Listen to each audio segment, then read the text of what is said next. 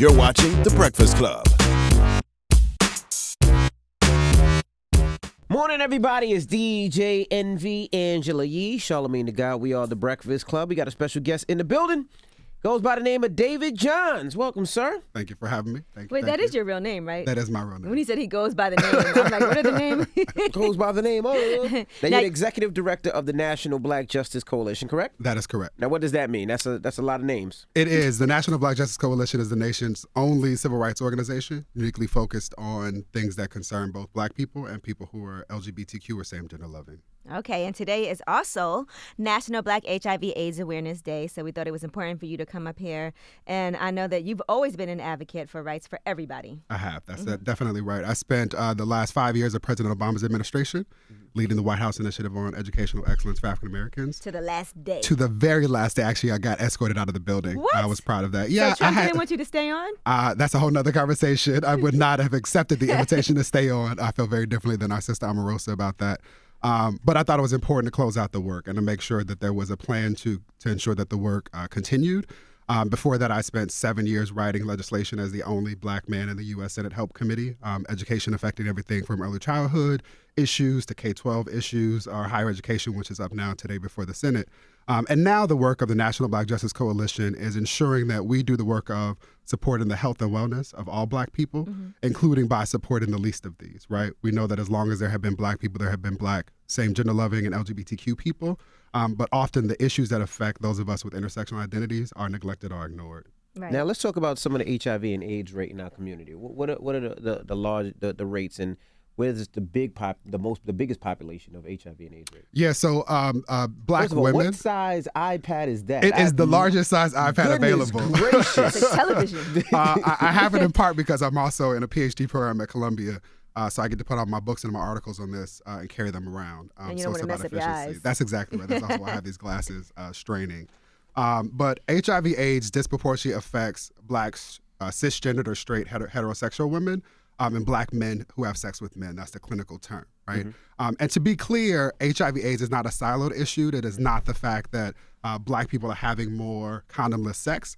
This is an indication of the challenges that black, Latino, immigrant, poor communities have accessing quality and affordable health care, right? So this has everything to do with us knowing that we should be eating healthy to the extent that you do a whole lot of work in the community, ensuring that we talk about ensuring that our bodies are healthy. It's not only about ensuring that we have access to mental health support, something that is often taboo in our community, but it's also about ensuring that we have access to doctors, to medicine like PrEP and PEP that can help to prevent HIV/AIDS, and things that are under attack right now given who's occupying the White House. So tell us how Donald Trump has affected all the legislation that helps us to make sure that we get access to proper health care. Yeah, I don't know that we have the time to go through all of the ways that he's done it, but suffice to say that President Obama's insistence on passing the Affordable Care Act allowed, AKA Obamacare. AKA Obamacare, call it what it is, put some respect on his name. That allowed for a significant number of black people, Latino or Latinx people, and poor people to obtain insurance and also to obtain Medicare, right? And it is the thing that he has continued to attack. They were successful in stripping a mandate that everybody has access to health care. They were not successful at destroying the core of the bill, but they will continue to attack it, in part because it has everything to do with ensuring that our communities are relegated to spaces where we cannot be free, happy, healthy, or whole. Okay, and for today, for National Black HIV/AIDS Awareness Day, what does that day mean, and what is it that we're supposed to do?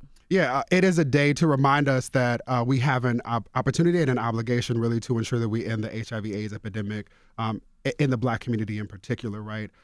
We have a Twitter chat, we being the National Black Justice Coalition, have a Twitter chat that we're hosting with our partners through the CDC. And we're inviting everybody to come and talk about why it is that this is really important. We hosted a summit, and this is a lot of the sentiment. We brought together leaders of HBCUs, faith leaders, and community leaders, as well as leaders of traditional civil rights organizations. And we made the point that I made early, which is that we are all the same community, right? If you care about black people, you have to care about those who are living with HIV and those who are LGBTQ or same gender loving. Right. And anybody who cares about black people has to care about and be committed to ending HIV/AIDS, right? We've done a really good job of learning more about diabetes, and now people have, common jokes and conversations about sugar. We've done a really good job being more thoughtful about asthma or even sickle cell and how that disproportionately affects our community. but we've not done the work to break through the stigma that still shrouds having conversations about HIV/AIDS. And why not? Because I feel like, when I was a kid, HIV/AIDS was very big, especially around the time Magic Johnson said he had HIV/AIDS. And now it's 20 years later. Yeah. And it seems like the rates are still just the same. You hear about Atlanta is a huge that's exactly place right. that is and even in the Bronx. Yep. So what are we doing to prevent or to cure? And also, let's make sure HIV/AIDS? we know the difference between HIV and AIDS. Yeah, so AIDS are what people have in the past referred to as full-blown AIDS, which is a phrase that nobody should ever use because in part it was created by the media. It conjures up images of something bubbling up inside of somebody that at some point might burst out and ooze onto somebody else. But stage 3 HIV is really what we refer to as AIDS, right? Mm-hmm. And that is the most severe manifestation of HIV as a virus, right? So the first part is we often don't have the language. We don't create space. So I want to say thank you for creating the space for us to talk about this, right? Mm-hmm. We also live in a culture that is very hypersexual. We see sex everywhere. It's in every movie. It's in every book. Kids are introduced to it by the time they're reading Shakespeare in high school, but we don't have actual conversations about sex. Right. And we definitely don't have conversations about sexual health and wellness when it comes to people who are not heterosexual, right? We make assumptions about sex based on, again, those images. And to your point, the data is real. We know that since the epidemic was introduced, Black people have disproportionately been affected. It was, when you were younger, much more topical in part because there were many more white people who were dying as a result of the virus, right? So then you had ACT UP emerge as a movement that was led by a Black and Latina woman, trans women who were fighting for rights, right? But in response, the government then did what they needed to do to give white people access to drugs and supports to be able to suppress the virus and shift us from a place to where so many people are dying in the white community, but that still has not affected the Black community, right? Black LGBTQ people live where other Black people live. We live in the South. We live in states where it is still permissible by law to discriminate against people who are LGBTQ, same gender loving, or who are perceived to be. And it just makes it harder for folks to access sometimes the information or the resources that exist.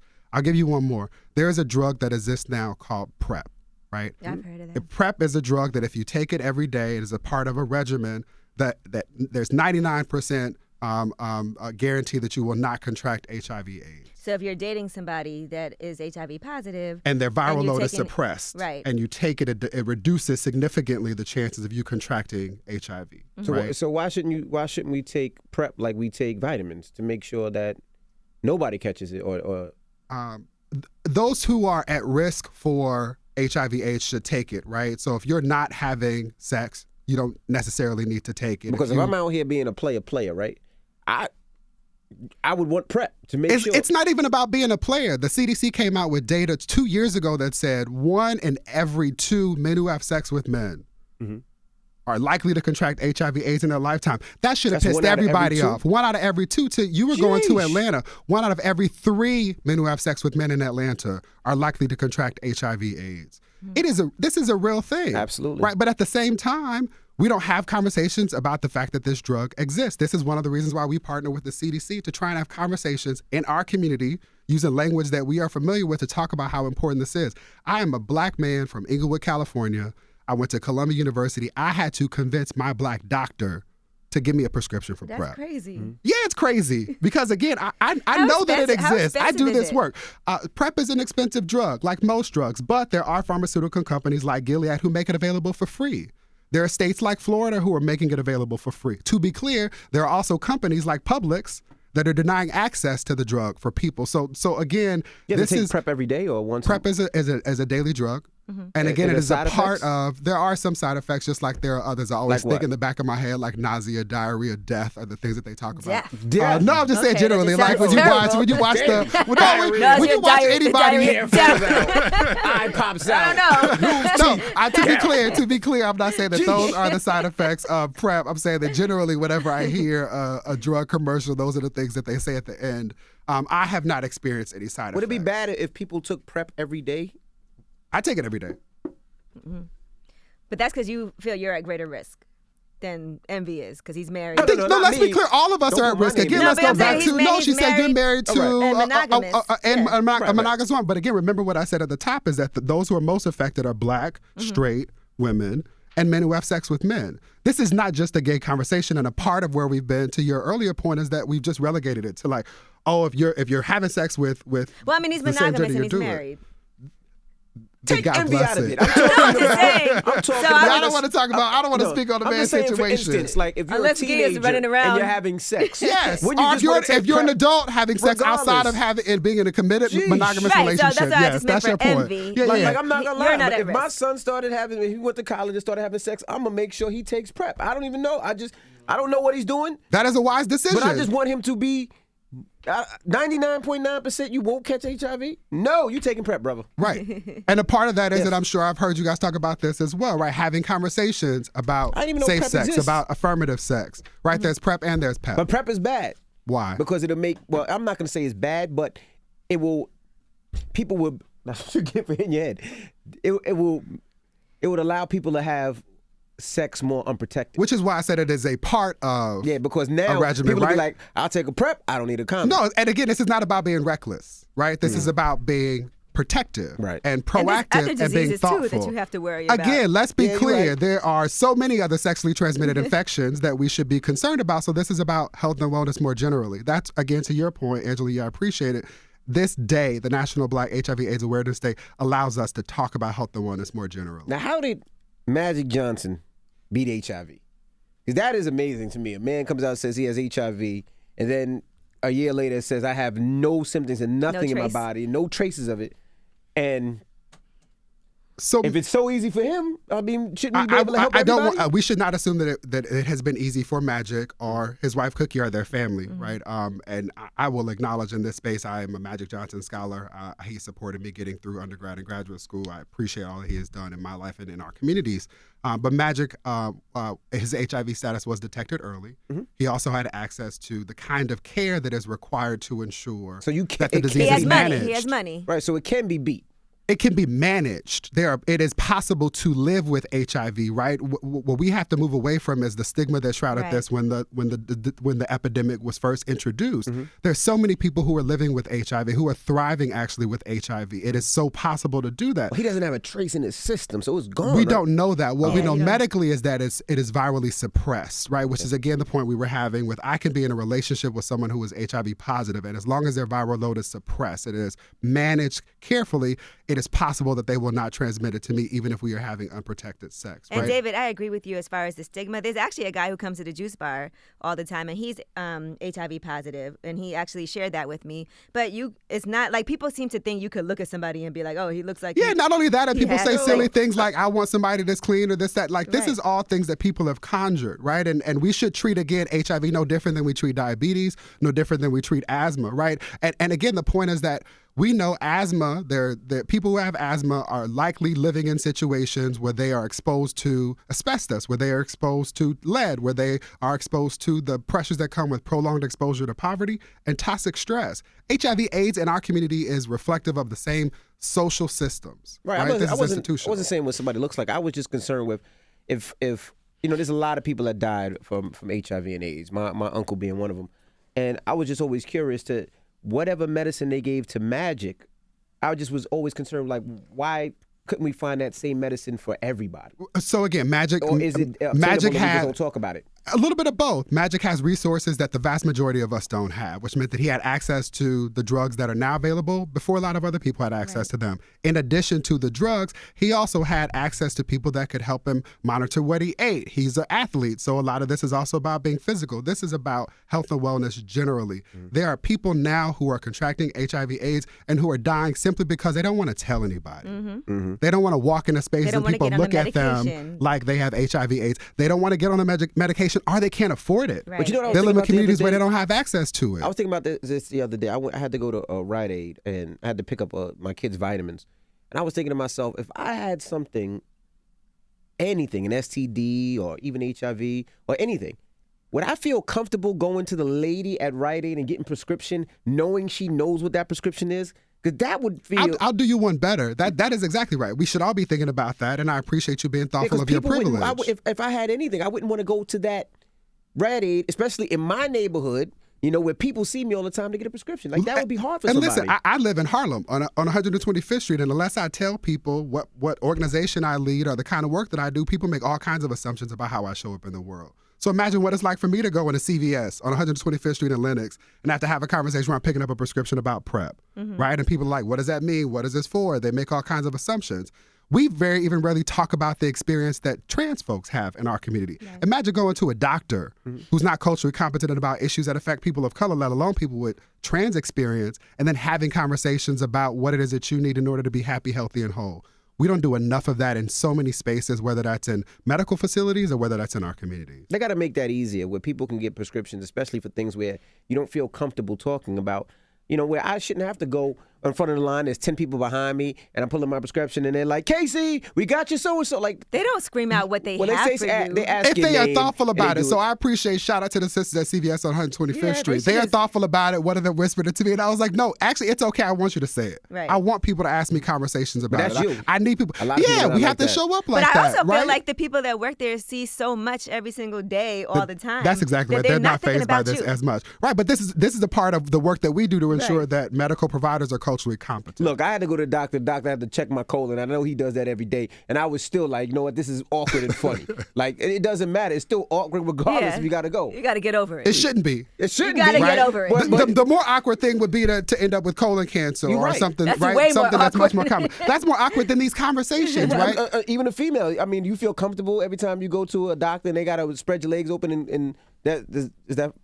All right, maybe it's comfortable. Yeah, I don't know the comfort is I'm fine with I don't know it. the comfort is the right word, just but it's gotta make sure I necessary. breathe right. That's exactly. I don't know.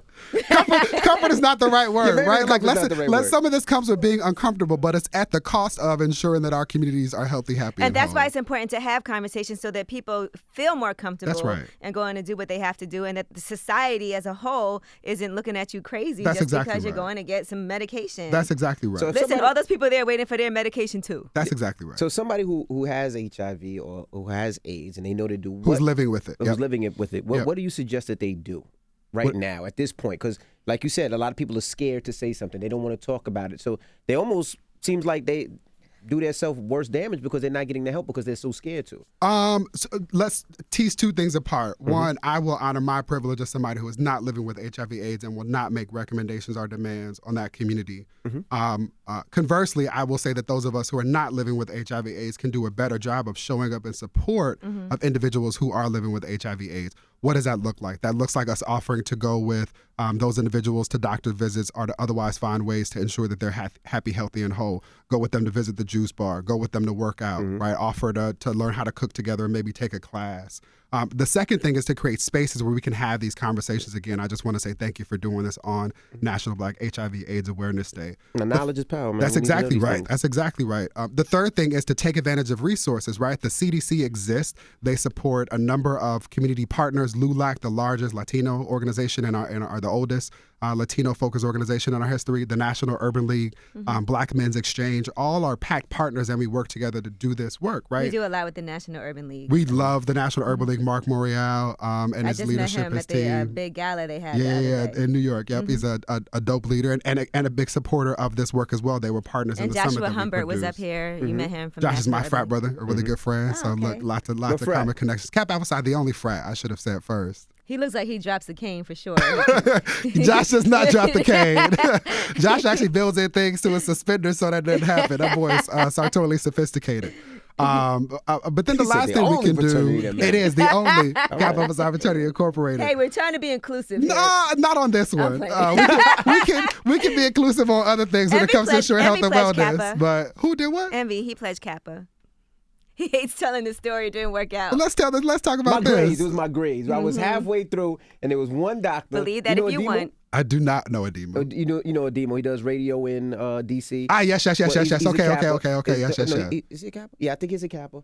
And his dad was teaching. It was African American studies. Of Wait, course you that feel was the that. class? Yes. Brother. And I needed It makes complete sense now. Listen, I needed 2 points. you ain't asked for help. I You ain't go to office hours. I needed 2 points, and I got a 78 on the test, and I needed an 80, and I couldn't do it. Did you How go would- back to the teacher and talk about those I 2 even points? went back to the teacher, and I told him, I was like, look, I need 78. Is there any extra Was that your work that I first could time do? going to the teacher? Yes. See, this is why we got to teach the babies to go to office hours early. You're right. Right? Because if you had the relationship, you could have gotten the There you grace. go. So I halfway was pledging, and then I had to drop. So this is because why of See, that. that you said you're happens. not black enough. But it's about achievement in every human endeavor, and we can still talk about that, brother. We can still welcome you into greatness. Oh my goodness, I'm passing now. That was, So wait, that was so early you in can my you life. can pledge after you graduate, course right? you can. Yes, Kappa Alpha Psi Fraternity So Incorporated can is Emmy an pledge organization. now? I No. would love for this Yes, to he be. can definitely pledge now. It's not the same. What is it? Why is it not the same? It was different when I had roommates, and it was it was a brotherhood. That brotherhood exists no matter where you are in Nah, life. it's not the same. It is the man. same, trust me. They used to tell me to get 100 turkeys and put it in my little Jetta. I used to do all types of stuff, but it's not the same now. They're not giving me. You want the pledging experiences of what it sounds like Well, you that's want. the whole thing. I wanted the whole experience. I got halfway through. Well,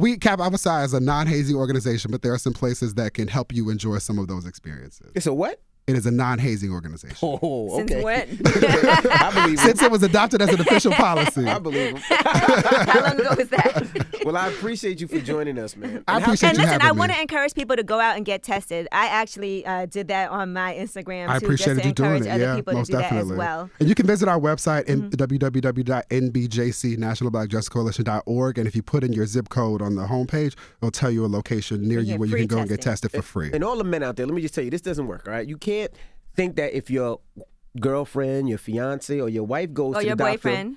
to get checked, That's right. that it's clear that because she's clear, you're clear. That doesn't work like that because a lot of men Because think he's like clear. that. Go together. A lot of men think Because she went to they're the clear. gynecologist, seeing beef. All right, we good buddy over No, here. no, A lot of men think like that. yeah. not a good We got to litmus switch test. that up. Yeah, you got to Yeah, switch that. yeah. That's not a good. See, Yeah. he- There are he levels did to it before, this. right There are next levels to me. this. So we Right. got to get past that one and grow to the next one. Absolutely. Well, thank you for joining us. I appreciate Yes, it. thank you for having coming up me. here and educating. And just wanted, I again encourage people to go out and get tested. And what's the website again so that everybody knows? NBJC.org. You can follow us at NBJC on the move. The hashtag for the Twitter chat is hashtag N. It's the acronym for National Black HIV AIDS Awareness Day. Or you can follow me at Mr. David Johns. I use the hashtag Teach the Babies all the time too. All right. Well, it's the Breakfast Club, Mr. David Johns.